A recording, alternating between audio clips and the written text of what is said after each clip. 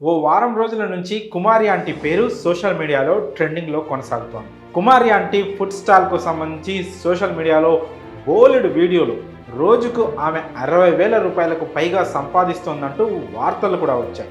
అయితే వారం రోజుల క్రితం వరకు కేవలం సోషల్ మీడియా ఫాలో అయ్యే వారికి మాత్రమే కుమారి ఆంటీ గురించి తెలుసు.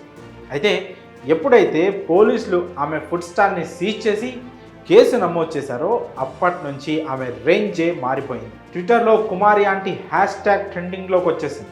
ఈ అంశం ఎంత సంచలనంగా మారిందంటే దీనిపై ఏకంగా తెలంగాణ రాష్ట్ర ముఖ్యమంత్రి స్పందించడం, వెంటనే ఫుడ్ స్టాల్ తెరవడానికి అనుమతి లభించడం వంటివి చకచకా జరిగిపోయాయి. సీఎం స్పందనతో కుమారి ఆంటీ క్రేజ్ ఎక్కడికో వెళ్ళిపోయింది. ఇదిలా ఉండగా తాజాగా కుమారి ఆంటీ బుల్లితెరపైకి ఎంట్రీ ఇచ్చారు. ప్రస్తుతం ఇందుకు సంబంధించిన వీడియో వైరల్ అవుతోంది. కుమారి ఆంటీ క్రేజ్ చూసి ఆమె నెక్స్ట్ బిగ్ బాస్ సీజన్లోకి వస్తుందని అంతా ఫిక్స్ అయిపోయారు.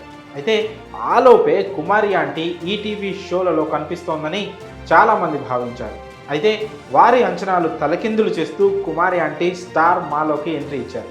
ప్రస్తుతం ఇందుకు సంబంధించిన వీడియో తెగ వైరల్ అవుతోంది. కుమారి ఆంటీ స్టార్ మా బీబీ ఉత్సవంలో సందడి చేశారు. ఆ వీడియో ఇప్పుడు తెగ వైరల్ అవుతోంది. స్టార్ మా నిర్వహించిన బీబీ ఉత్సవం కార్యక్రమానికి ప్రత్యేక అతిథిగా వచ్చింది కుమారి ఆంటీ.